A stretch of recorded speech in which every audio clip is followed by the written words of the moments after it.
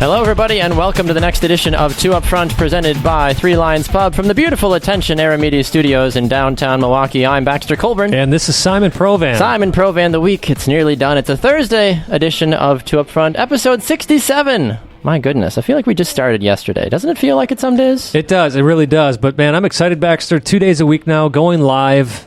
Great guest, including the next one that we're going to have lined up here very soon. No, you're absolutely right about that one. We have a great show in store for you today. We'll be joined in just a few minutes, actually, by Portland Thorns Katherine Reynolds in our first segment, which is very untraditional of our show sometimes. But she is that old thing called training she has to get to because she's got a huge game to play this weekend before they go to the playoffs and all that fun stuff. So we'll get to her in just a moment. But we want to remind all of you, of course, you can listen to us on Tuesdays and Thursdays from 12 to 1 p.m. Central Time, live right here on Spreaker.com. And you can get the show anytime by going to our website, twoupfrontsoccer.com, and on demand on iTunes, iHeartRadio, Vavel USA, and the Sports Podcasting Network as well. Of course, you can also find us on Facebook, Two Up Front. Find us on Twitter. Baxter's been real busy with the Two Up Front account. Make sure you check it out at Two Up Front Soccer. Tweety tweet. And, of course, our own Twitter handles at Simon Provan, at Baxter Colburn. All right, Simon, are you ready for our first guest? I am so excited, Baxter. You know why. Yeah, I know exactly why you're excited, because it's somebody from the Seattle Reign. No, that's not it. It's somebody from the Portland Thorns. We have Katherine Reynolds of the Portland Thorns, and she joins us on the program now. I have to say good morning to you, Katherine, because you're 2 hours behind us, and while we enter the afternoon time period. So how you doing, Katherine, and welcome to Two Up Front. Thank you. Good morning and good afternoon. We're excited to have you here on the program, Katherine. It's a big time. It's an exciting time, of course, to be in Portland with only one game left in regular season play. Does it feel like the season just started? Because I feel like NWSL just kicked off last week, and now you just have one game left, and then it's the playoffs all of a sudden. It's crazy how fast this season has gone by, I feel like. Yeah, that's funny. I was just actually talking to my roommate on the way to training this morning about how it just feels like yesterday that we were moving in and getting settled in and how it's flown by. And in a good way, though, I feel like. I mean, with the amount of success that your team has had this season compared to last season, I feel like you probably are happy that it's gone by, but in a good way. Yeah, definitely. I mean, it's just hard to believe that it's the last game of the season, but it's been a great season, so definitely. Well, Katherine, speaking of the last season, I'd love to just jump into it here. Obviously, this last game you got against Sky Blue FC on Sunday. Big game for you guys. Not only does it determine playoff seedings, but you guys could be walking away with the regular season championship. So to start out here, first question is, if you're looking at this purely from a playoff point of view, do the number 1 and number 2 seeds really matter since you're going to be at home anyways? There's a lot of things besides just our game this weekend. There's other games that are happening, so we don't really know what the situation is going to be. And I think we just need to go into the game knowing that we need to play our best. And I think that whatever is meant to be will happen. And it'd be great to get the regular season championship, but if it doesn't work out that way, then we still have a home playoff game, and it's fine. I think we can't. It's not all in our control right now. Well, and that's interesting too, because when you go into your game on Sunday, you'll already know what you're looking at, because Chicago and Washington play the day before you at 8 p.m. Eastern time. So you'll know exactly what you're looking at. You will either have a clear shot to potentially take the league title, or you'll be like, well, second place is a lovely time, because that's Washington may have won or whatever they may end up doing. So. Are you going to be watching the Washington game, or is Coach kind of giving you guys strict instructions not even bother with it, just focus on the game that you guys have to take place when you take on Sky Blue? He hasn't really given any instruction on that. I mean, I would definitely be interested in watching, but I mean, we will be in New Jersey and preparing for the game, so if it doesn't work out to watch, then I'm not too worried about it. Okay. But I think that no matter what, we're going to prepare for the game the same way. We're getting ready for playoffs, so we need to make sure we're in our best form. And no matter if we're first or second, we need to be ready for the next weekend. So I think we're going to be preparing the same no matter what happens on Saturday. Yeah, for those following along with the NWSL, which of course we here at Two Up Front do a lot. Some might say religiously. Right. Washington Spirit at 39 points, Portland Thorns at 38 points. Heading into the last weekend of the season, Washington draws or loses and Portland wins. Portland wins the regular season crown. So a lot on the line, which makes this league so exciting. Katherine, I kind of like to move out of the league itself and talk just a little bit about your personal life. Baxter's always giving me a hard time when we have players on from other teams about, Come on now. I unashamedly, I'm going to tell you, I'm cheering for the Thorns. I'm a PTFC guy. I've been for about 5 years. In both forms of PTFC, by the way, which I love. I get to cover it all with one little hashtag. Must be nice. But I do have to ask you. You grew up in Seattle. You've played all over the world, and now you're in Portland. When you got the call that you were traded to Portland, was it kind of like oh no, I'm going to Portland?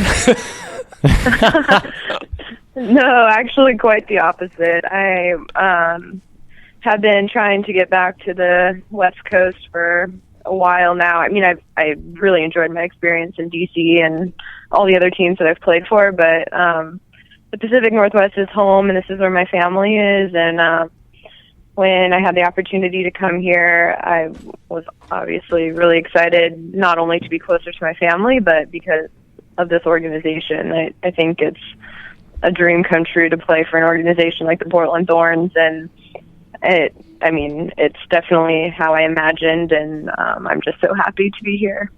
Well, and taking this a step further, as I mentioned, you've played in Western New York and Rochester. You've played in Philadelphia and Atlanta in the old WPS. You've played in Australia and Germany.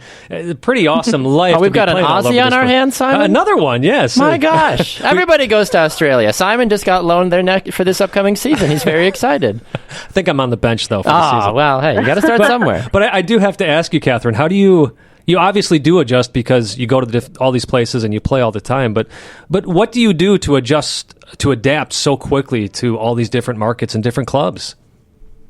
I think that's part of the excitement of what we do is we get to see and experience so many different parts of the country and the world, and I love traveling and I love just experiencing new things, and I think that if you kind of have the mindset of this is a good thing and this is going to help me in my future, just being able to adapt to different situations, I think that you can kind of enjoy that kind of lifestyle. It's not for everyone, but it's something that I really enjoyed about the past 7 years is I've gotten to live all over the world and meet people from all over the world and have very unique experiences, and it's something that I'm really thankful for.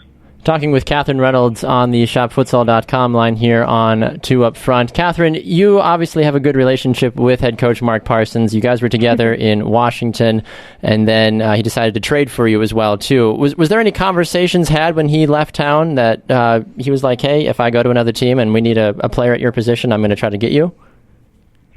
Not any conversations like that, but I think back to when I first got traded to D.C. from Western New York, I think he knew that I was a little surprised to end up in D.C. because I was hoping to go back to the West Coast. So I think Mark always knew that I would love to get back to the West Coast if possible, and I'm thankful that he made that work out for me. And it's worked out for you so far, I feel like. I mean, you've appeared in 19 games so far this season, which obviously is a testament not only to your skill, but also to the relationship that you have with the coach as well, that we've had players on the show in the past that might be exceptional players, but sometimes don't always see eye to eye with the coach potentially and don't always get those minutes. As you stand on the field, as you survey the players around you, let's be frank about it. Portland has one of, if not the best teams in all of the league because they have so many diverse international and domestic talented players.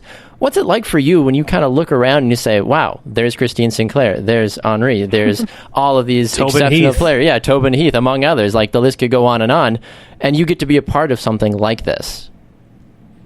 Yeah, I mean, every day at training, I'm like, wow, watching Tobin do something crazy, or, Henri making great passes, Ali Long. Yeah, there's so many great players on this team, and it just makes everyone else better, and practices are so intense and high quality, and I think that shows in the games. And I think it's also a testament to Mark, who's been able to bring us all together. I mean, they've been in and out of Portland all season, and when they come back, it's like they never left. So yeah, it's like I said, it's been an amazing year, and I'm glad that I've been able to contribute and play with all these amazing players. As a Thorns fan, I completely agree with you. It's great to have you on the team, and great to have you on Two Up Front, Catherine. Unfortunately, we got to let you go. Unfortunately for us. Fortunately for you, that means you got some training to prepare for. So thanks so much for coming on Two Up Front. Thank you. Thanks for being a Portland Thorns fan. Always. I'm a Dash fan, by the way, but that's irrelevant to the conversation. Anyway, thank you so much, Catherine. We wish you the very best of luck this weekend and in the playoffs. And we hope to have you back on the program again sometime to check in about not only playing career, but life as a whole as well, okay? Yeah, thank you so much for having me. You're very welcome. There goes Katherine Reynolds on the shopfutsal.com line. From the Portland Thorns, we are going to run to a break. When we come back, the NASL, they're doing some things and stuff, Simon, that we need to talk about. And no Iceland in FIFA 17? What? We'll talk about that as well. We'll be back with more. It's Two Up Front, presented by Three Lions Pub right after this.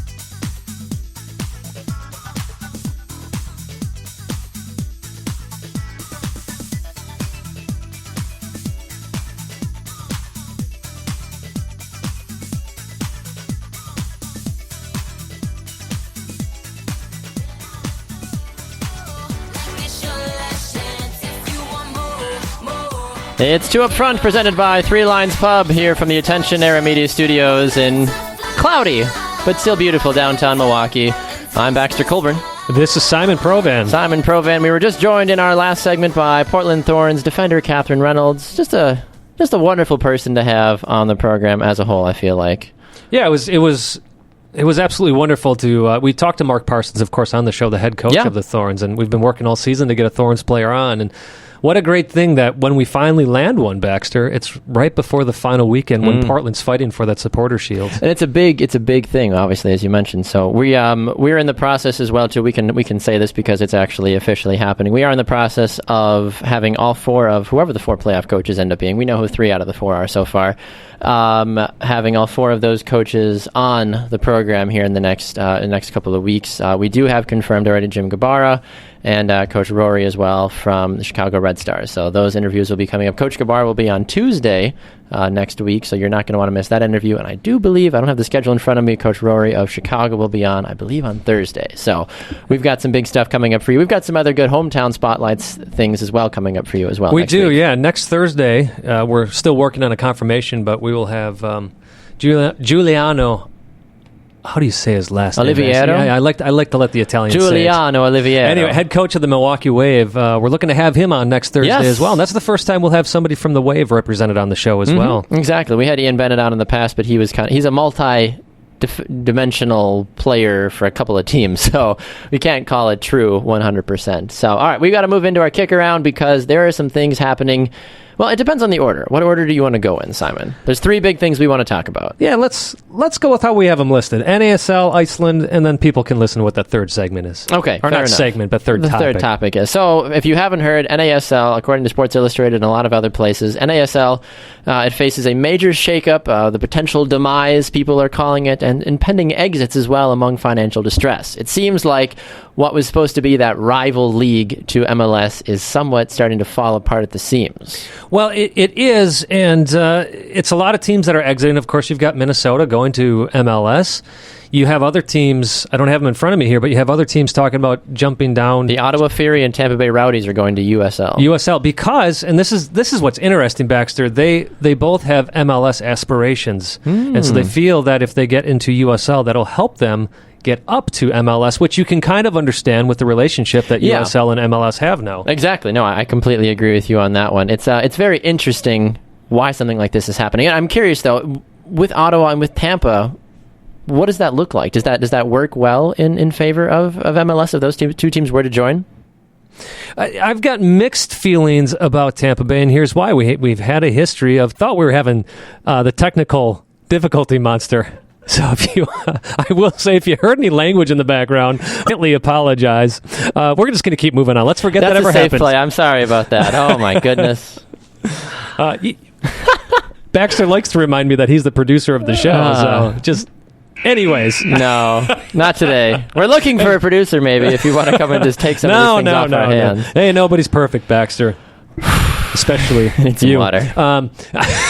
Anyways, Tampa Bay, I have mixed feelings because there was the Tampa Bay Mutiny. They were one of the original teams in MLS, one of the original 10, and they had to be folded because people weren't showing up.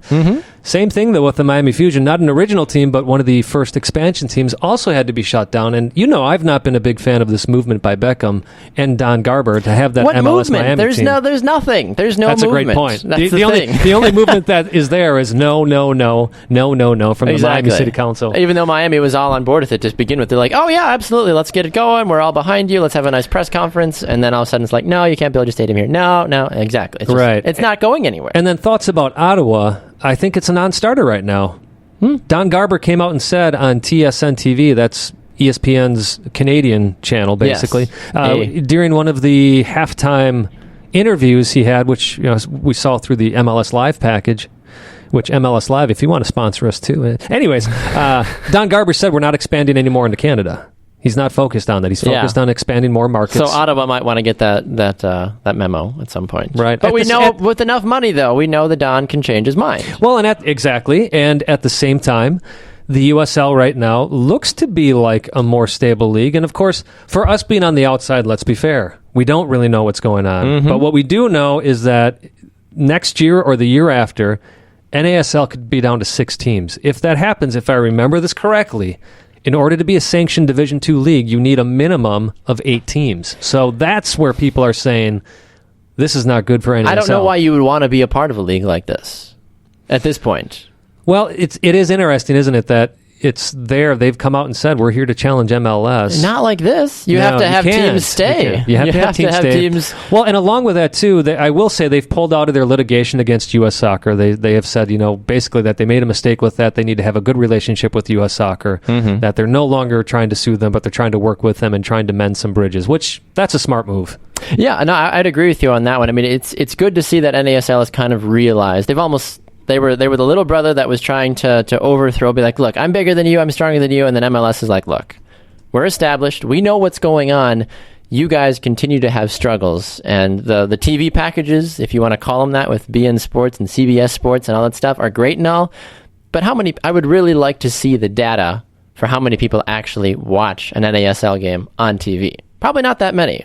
No, not that many. At the same time, MLS has struggled through the years with their TV ratings. Although, I don't know if you saw this, Baxter, it was tweeted out about 1.2 million people watching the regular season game on Fox this past Sunday. Yes. Yep, that was a great number to see. TFC Red Bulls, and I forget, Sporting LA was what the two games. So great numbers, and people are saying, well, that's only because it was preempted by the NFL. Okay, great. I'll be honest, smart as an NFL fan, I turned on Fox, and I was like, I wonder what game's on. Packers don't play till later, and I was like, wait a minute. Why is soccer on? I'm like, this doesn't seem right. Like, it threw me off because I was like, this isn't right. This isn't what's supposed to be happening on a Sunday, but it was kind of cool, though. I actually stood there and watched a little bit of TFC Red Bulls for a while. To me, it's smart programming. That's how you get more fans. Sometimes you got to surprise them, and they go, oh, I am sure there are people who have never heard of MLS that tuned in and said, wait, what is this? And perhaps they tuned in long enough to learn that we have a Division I soccer league. I hope in this country. I'm curious, is 1.2 million people enough?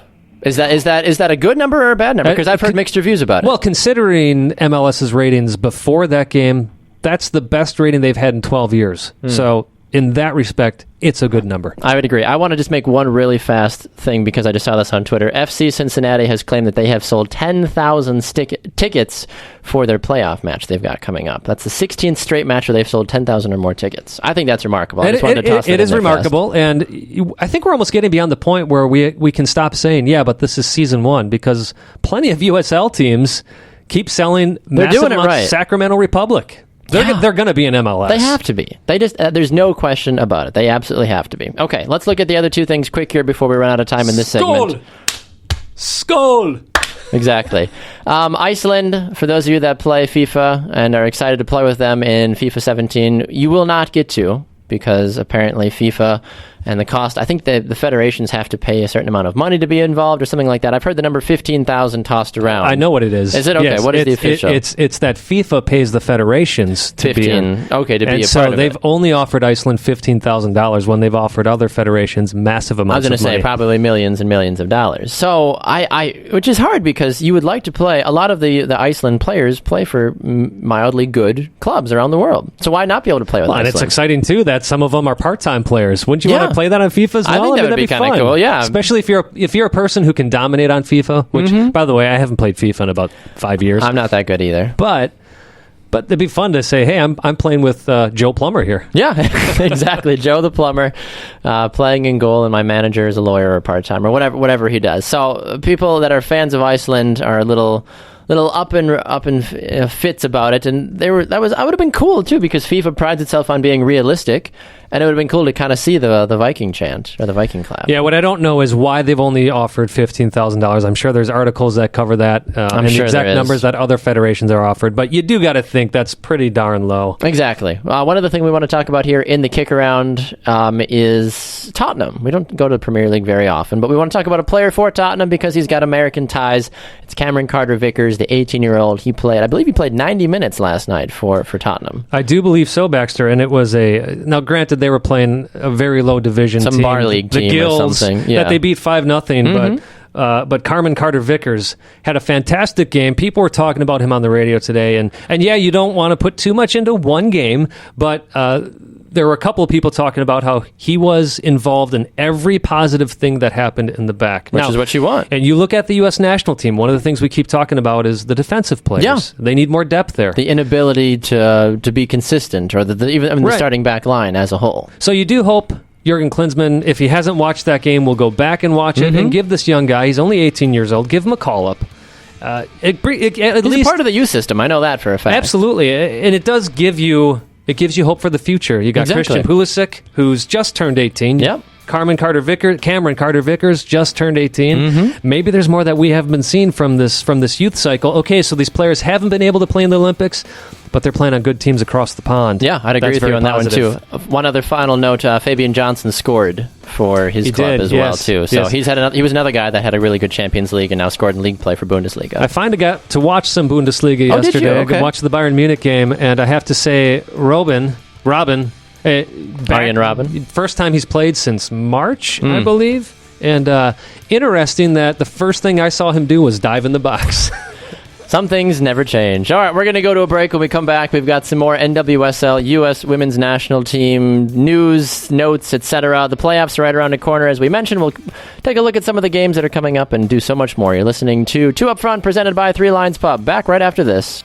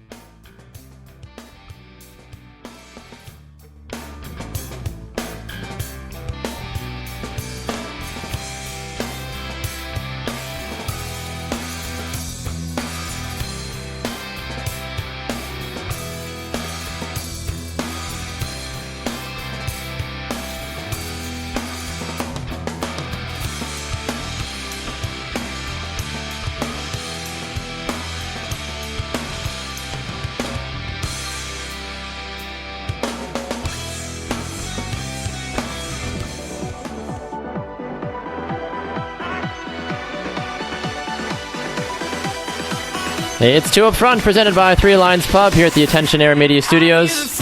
I'm Baxter Colburn. This is Simon Provan. All right, Simon Provan, moving on with the program. Had a great show so far. Joining us in our first segment was Katherine Reynolds of the Portland Thorns, which made Simon exceptionally happy to finally have a Thorns player on the program, it was good. She was a good interview. She was a lot of fun to talk to, and you can definitely tell that she's a team player. She's very excited and very, I think, almost awestruck at times with the players surrounding her at Portland as well. Yeah, the only way, I mean, even just from listening to her, but you just look at her career, like we said, she's played in the Women's Bundesliga, the Frau Bundesliga, Australian League. She's been playing in the States. Obviously, Mark Parsons loves having her on the team. You mentioned that she was, with the Washington Spirit. Yeah. Got traded for Portland after Mark went there. I'm excited about this weekend, Baxter, and I'm not just saying that because of where the Thorns are. I mean, obviously that adds to it, but it'll be great to see what Washington done as well. Washington does. Well, maybe I should say Washington done as well, because that's what it's all about. It's all about Crystal Dunn for the Washington Spirit. Yeah, no, you're absolutely right about that. So looking at it, Saturday, you have 3 games to choose from. You can kind of time it appropriately to catch every single game at some point in its entirety. Orlando opens up against FC Kansas City. Neither of those teams have any playoff implications. They're just fighting for table spots. Boston is the team that we need to keep an eye on because they play Western New York Flash. Looking to be the spoiler. They're looking to be the spoiler. We'll have to see if our gal Rachel Wood gets on the field and cracks an upper 90s shot to win the game or something. By the way, I'm so thankful that she already knows I'm a Thorns fan and how I got to be a Thorns fan, because I don't want to go through what you went through on the show a couple of weeks ago when she was on. I did tweet that out this morning. If anybody wants to go and follow me at Baxter Colburn, I for my Throwback Thursday, I think I said it was Throwback Thursday to the one time I think Rachel Wood, I don't know, it was bad. Either way, they'll go back and listen to it if you are about that life. I said, Throwback Thursday to win. Rachel Wood and I became lifelong friends / enemies, and then she called us frenemies. So we are frenemies for life, apparently, according to Rachel Wood. Anyway, Boston, they play Western New York Flash, who we've had players on the show on before. Sabrina D'Angelo, Adriana Leon when she was still with the team, Sam Mewis, among others. So we'll have to see what takes place with Western New York Flash. Chicago, they take on Washington, which I think is almost a bigger game than Boston as a whole, because this could end up being a series right away again. Absolutely, yeah. No, I think it is, and it's one of those that you have to handle so carefully, because if you do meet in the playoffs, you don't want to show all your cards a game right before the playoffs, because let's face it, this game is big, but we already know Washington's at home. Chicago knows they're going to have to travel. Mm-hmm. So, this again, it goes back to how much do the seedings really matter at this point? Not much, other than who you're going to end up playing. And the way the soccer gods like to work, Western New York Flash is going to lose, and Seattle's going to win, and it's going to be Seattle-Portland the first round. It's going to work out that way. That's just how the soccer gods go. That's how the media world somehow construes it. This is what's so funny about the NWSL. Yes, I'm first and foremost a Thorns fan, Baxter, but as we talked about, I really enjoy talking to the players from the Reign, so I'd love to see Portland and Seattle play. At the same time, we've had Jess McDonald on the show, plenty of other players from the Western New York Flash. Paul Riley, the coach. So it's really a matter of, I think it truly is, I want to see the Porns win outright, but I want to just see some really good NWSL soccer and this I think weekend. we will see that, too. On Sunday, you're going to get some really good games as well. Sky Blue takes on Portland, and then Houston Dash and Seattle. That game's on Fox Sports 1, which is a great thing. You'll see Carly Lloyd versus Megan Rapinoe at 9:30 p.m. Eastern Time, so go and catch that match if you've got some free time. Interesting, too. Carly Lloyd just comes out with her book and comes out on Monday. Reveals some very intriguing things about the relationship with her parents. And then, of course, you have Megan Rapinoe kneeling and causing some consternation, as well as inspiration, a mixture of those. It's interesting how a few months ago we were talking about, or the public was talking about, how can the women's national team remain more relevant in between World Cups by doing controversial Olympics. things. And I guess they found relevant. The answer. So I'm gonna ask you this, Simon: if Megan Rapinoe does not get punished at all by U.S. soccer, what does that say about U.S. soccer? I think. It's hard to answer that question, Baxter, because I think U.S. Soccer made a mistake in calling her up in the first place if they didn't want this, because they knew. She told them, I'm going to kneel. That was well published. They were having that conversation. I actually was on Eric Winalda's show WTF on Sirius XM, and him and I had a long... No, I'm making it sound like I was invited on the show. I called in, but Eric it worked out great. We had about a 10-minute conversation about this, and all I said was, she wants to do it for a club, that's fine. But when you're representing the red, white, and blue with that jersey on, it's a different story. And I likened it to... and some people took this the wrong way, but, during the Vietnam War, you had those conscientious objectors who didn't fight for the U.S. on those grounds. And I think Megan Rapinoe would have made a bigger statement, letting the game go on. First of all, I think it was disrespectful to Heather O'Reilly to have that overshadow that game. I think that was a foolish move, yes. But I think Megan Rapinoe makes a bigger statement by saying, letting the game happen, showing that she's respectful of her teammate, and then saying, you know what, I was called up to this, but I don't feel right representing this country right now, so I had to turn down the call-up. She wanted the paycheck, though. Because they get paid. Sure. They get paid if they win the games, and they're like, "Oh, we're playing." Right. They play Thailand or something like that. And so therefore, it becomes more disingenuous. Exactly. So ultimately, a conversation needs to happen. But the problem that we keep running into is we keep talking about the people who want the conversation to happen instead of having a conversation. Exactly. No, I completely agree with you on that one. There's a lot of different factors that you can look at when it comes to the whole Megan Rapinoe thing. It's one of those questions too that if she does. Does she become a Hall of Famer at some point? Because she's had, aside from this moment, she's had a fairly exceptional career. She's done incredible things for U.S. soccer again and again and again and again. But does an event like this tarnish who Megan Rapinoe is? Depending on what the outcome of this conversation is. Well, I think the answer is for some people, yes. For some people, no. You know, and that's what I'm saying. This mixture of inspiration and consternation is what's going on with the Rapinoe thing. And unfortunately... it's not helping, ultimately, and when I say this, it's not helping the NWSL because nobody's linking the team names with Megan Rapinoe. No. You had mentioned that when she took that kneel down at the Washington Spirit game, even a Washington newspaper had said, a player on the Washington team. Well, no, DC soccer team plays Anthem early.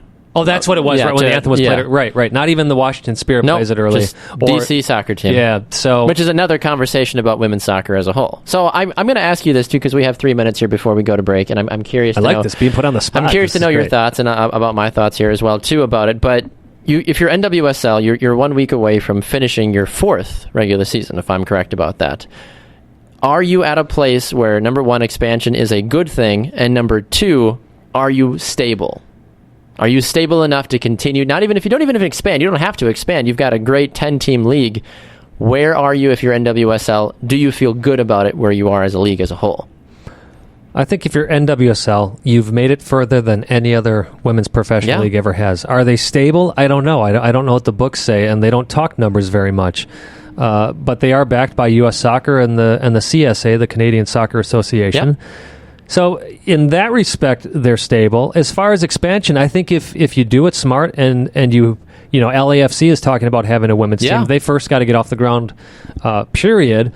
But they're doing everything right at LAFC, and if you're expanding to the right markets, it makes the league even more stable. That's what's happened with MLS. I agree. When they shut down Miami and Tampa Bay, people were freaking out, but that was the best move because it took two very unstable teams out.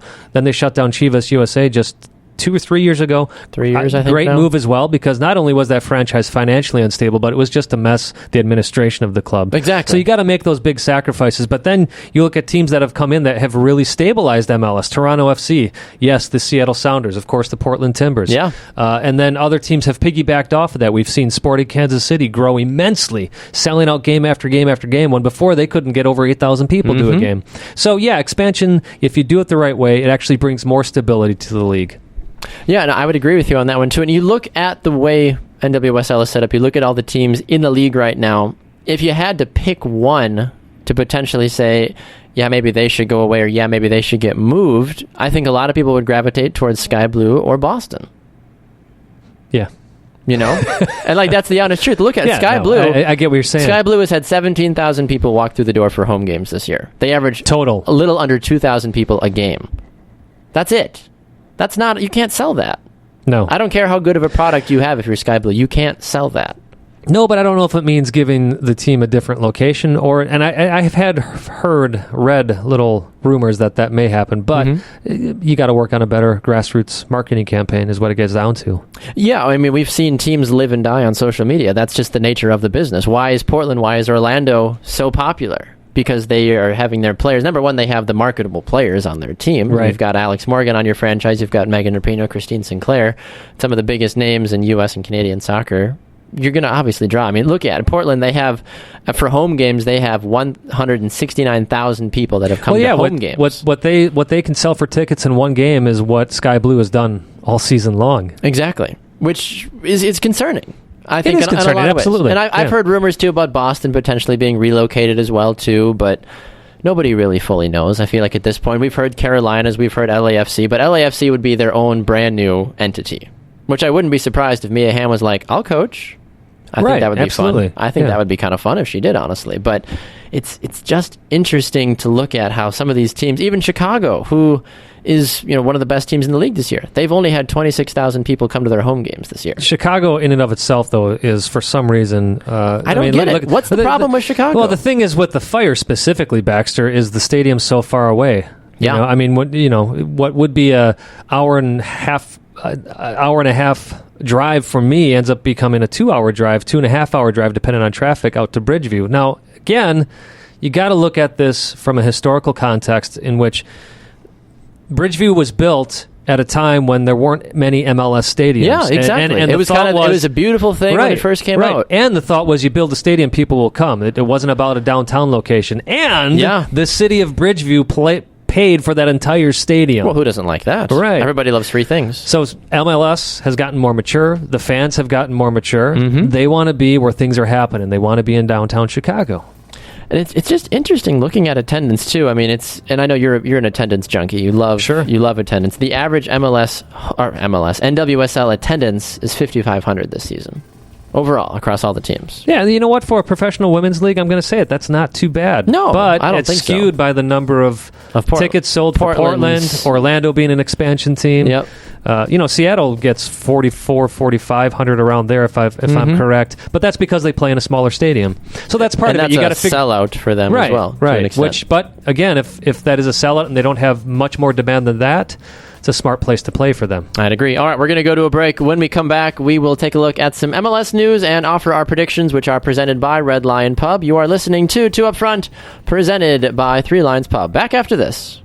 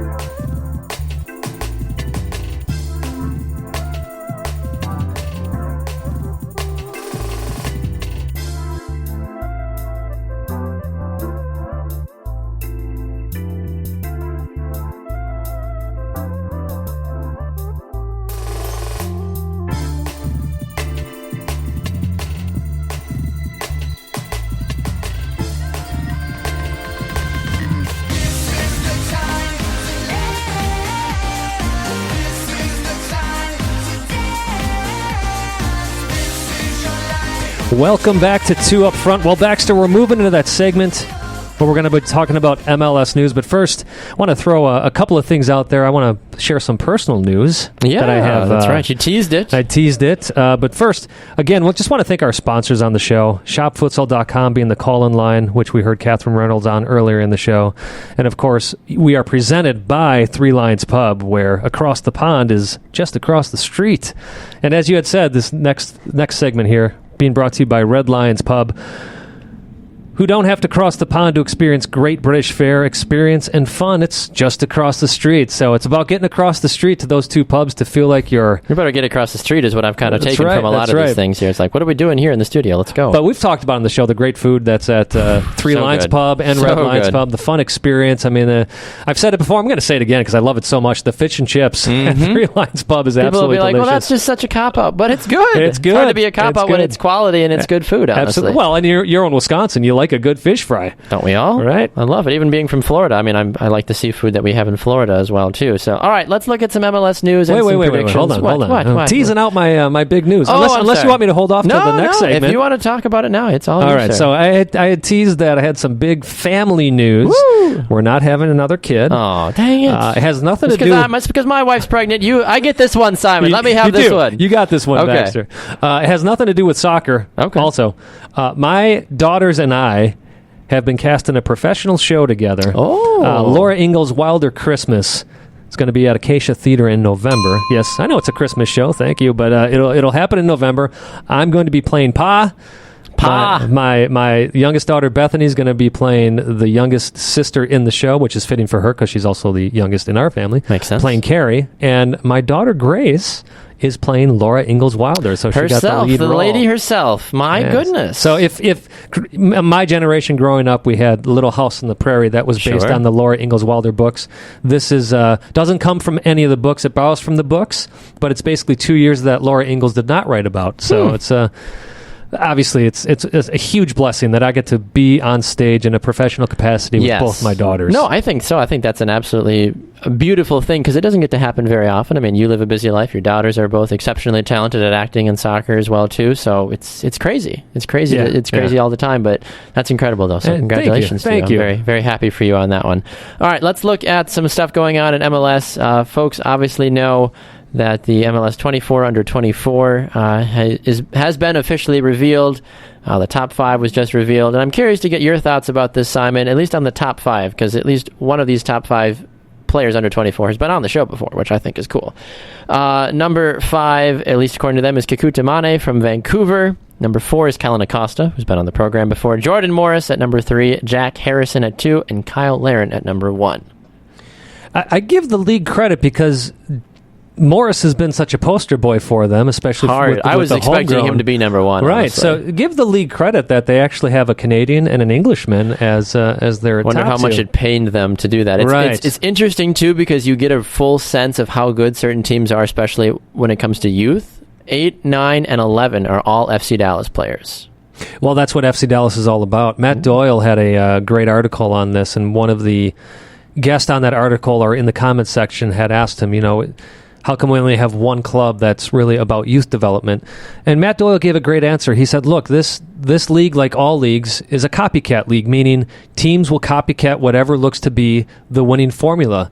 And if FC Dallas continues to develop these players and win championships, we're going to see more and more teams starting to do the same thing. So this could be the turning point in which MLS really does become a great place for young American players to develop in these MLS academies. I agree. No, I completely agree with you on that one. As a personal shout-out, it's great to see 2 Revolution players, Diego Fagundes and Juan Agudelo, get on the list. Lucas Milano for Portland, he came in at number 10 overall. That one surprises me. I was curious. Well, it's not that he's not been performing well, but he was brought in basically to score goals. He wasn't brought in just to be on the field and make great passes, which he does do that, and I get why he's on here. But look, they paid $5 million for this guy, and maybe that's not the lens I should be looking at this through, but I am. When you see a club spend that much money for a player, and then that player doesn't produce like everybody's hoping he will. I mean, there's talks, from Timbers Armies fans about saying, can we get somebody else for this kind of money?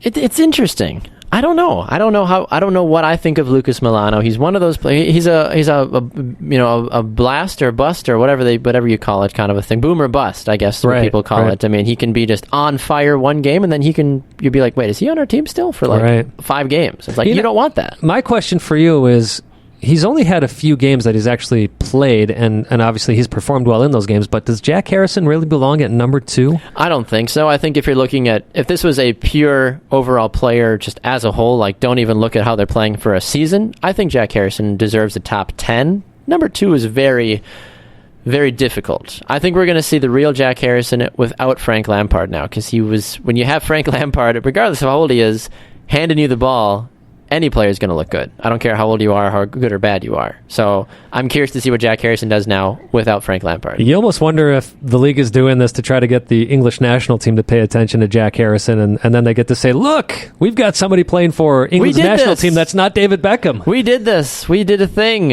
It's very exciting. One other thing I want to talk to you about is Landon Donovan. He did a great interview yesterday on the Dan Patrick Show, and Dan Patrick asked Donovan what he would do basically if the United States called him and said, hey, do you want to come back? And Donovan's answer, I thought, was very professional. He said, if I believed that I truly could come back and make a difference, whether it's on the field or as a coach, then I would consider it. He's like, right now, I've played 20 minutes in the last 2 years. He's like, there's no way I would get a call up anytime soon. He's like, but if they called, he's like, I would at least answer the phone and listen to what they had to say.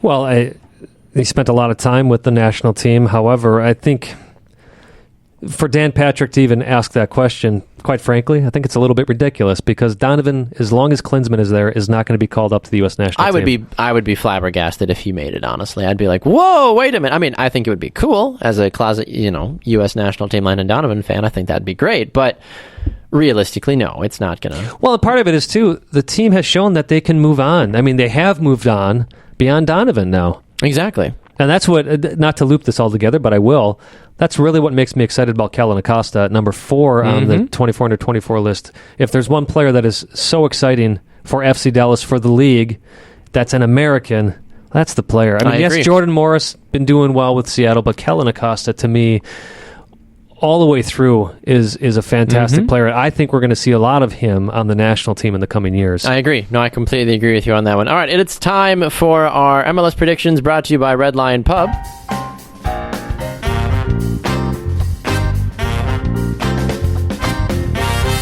All right, starting off this week, it's NYCFC taking on Chicago, a game that NYCFC needs to win to keep in the Eastern Conference race. Chicago, they're still technically in the playoff race in the East. This would be a big upset if they were to pull it. I think that these two teams are going to end up drawing at the end of the day, though. Yeah, I thought about choosing a draw as well, but I think we might see David Accam come out strong on the small NYCFC field. The midfield for NYCFC right now is going to be quite weak without Lampard in there, so I'm actually taking Chicago for a small upset on this one. Interesting. I think that would be a fairly large upset if Chicago won. You think so? I think so. Okay. Considering in the table, if you're looking purely table-wise, I think. Sure, that way, yes. TFC playing host to the Philadelphia Union. Look, Philly, they started off the season exceptionally well. I think all of us can agree with that. And then post-All-Star break, I don't know what happened. I think they thought Alejandro Bedoya would be the answer. He's not. I gotta give that one to you, Baxter. I was even saying I think he's going to fit in well with this team. You were right all along. Thank you. I appreciate that. Eric Winolda's been giving him some rub, too. I love watching their Twitter spats. It's so much fun. TFC is going to win this game. Josie Altidore is on fire. And the depth, Jordan Hamilton, other guys, can't be stopped right now for TFC. No, and it's interesting. Blake is considered one of the best keepers. Obviously, he was called up to the All-Star game. Not called up, voted in for the All-Star game. And he looked fantastic at the All-Star game, but he's not been looking fantastic Wonder how lately. long he has left in MLS from a talent standpoint. I wonder if there's... As far as being transferred? Yeah, I'm wondering if European clubs are sitting there going, if we had him, he might actually be good. Or better than he actually is. Well, again, when he had decent players around him at the All-Star game, you saw his potential. Exactly. So, it's amazing what having good players around you does for a player. Exactly, and I agree with you. It's TFC on this one. All right, DC United playing host to Orlando City. Orlando still thinks they have an opportunity to make the playoffs, which I get it. Those last couple of teams in the MLS standings are all kind of fighting and clawing for it. But DC is the better team, aren't they? Yes, as long as they can keep their leads. That's been the struggle for DC. Or it's the opposite, where they give up early goals and they're chasing the game. Yeah. So it could be a draw, but I am taking DC on this one. Yeah, and I'm going to agree with you on that one as well. DC wins. The Red Bulls playing host to Montreal. Montreal, they fall all the way to 5th in the Eastern Conference. The Red Bulls, they find themselves in 2nd. A win would help the Red Bulls potentially take over 1st place. Montreal just needs some sort of positive something. It doesn't matter what it is. No, I think they would take a draw at this point. They just need points. Would. Well, they had a draw against Philadelphia on September 10th, but we see who Philly is. Nobody knows what's going on in Montreal. And No. This is one of those games I'm a little afraid it's going to haunt us, Baxter, but with the way Bradley Wright Phillips is playing, the struggle for the Red Bulls right now is the defense, but Montreal has not shown much of an offense either, so those cancel each other out. I'm taking the Red Bulls. Yep, I'm going to go with the Red Bulls as well, too. BWP is playing at a high level. Can't stop him. Vancouver hosting Colorado.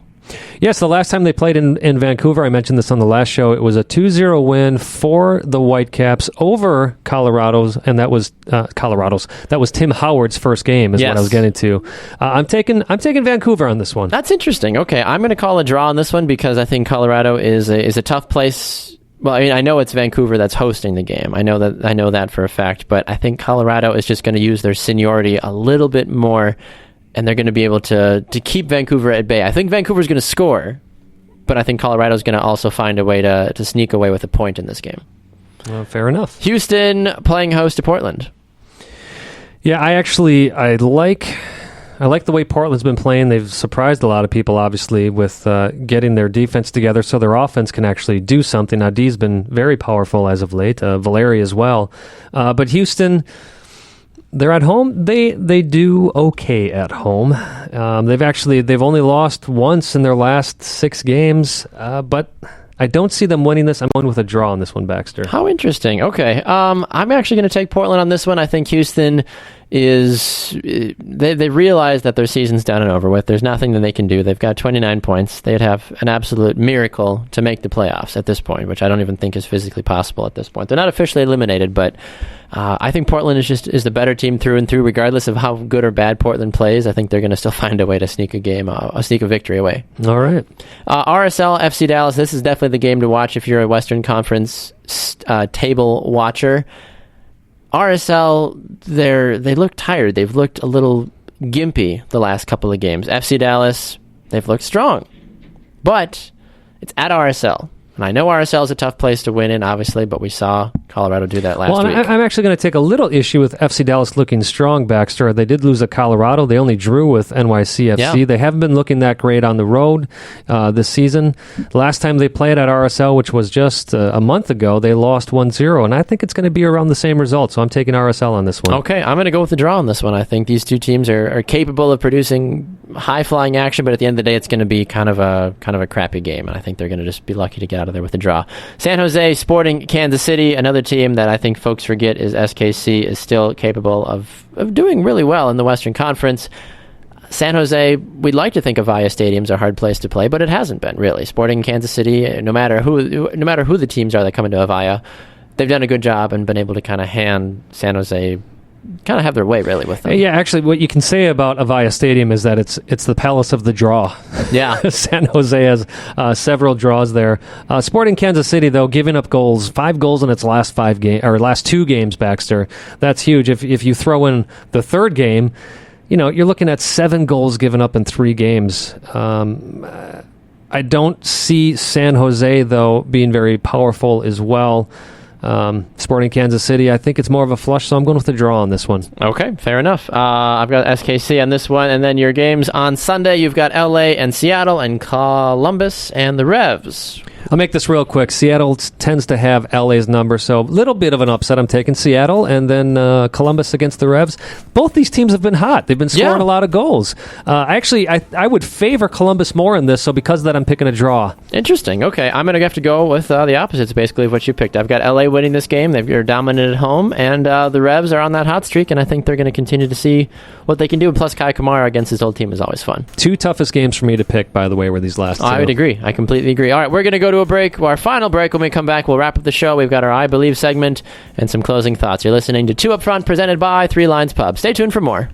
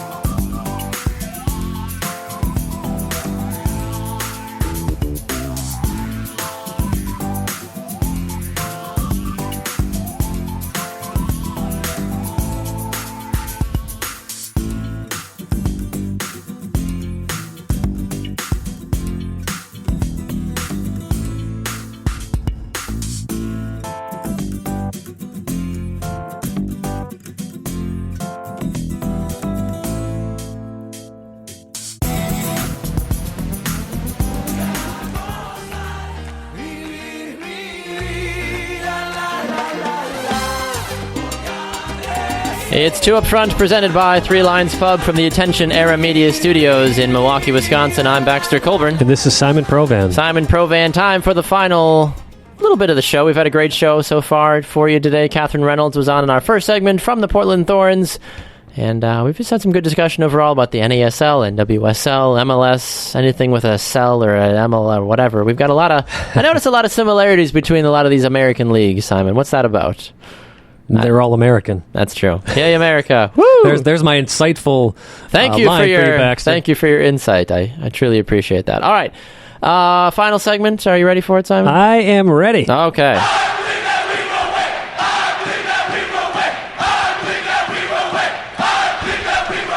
It is time for our I Believe segment, where Simon and I offer something insightful or something outrageous or something truthful that we think will take place in the soccer world. Simon, do you want to go first, or do you want me to go first? I'd like you to go first today, Baxter. Okay, I will go first. I believe, put it on the record books, I believe that Boston will pull the upset and Seattle will win, and it will be Seattle, Chicago, Washington, and Portland in the NWSL Playoffs.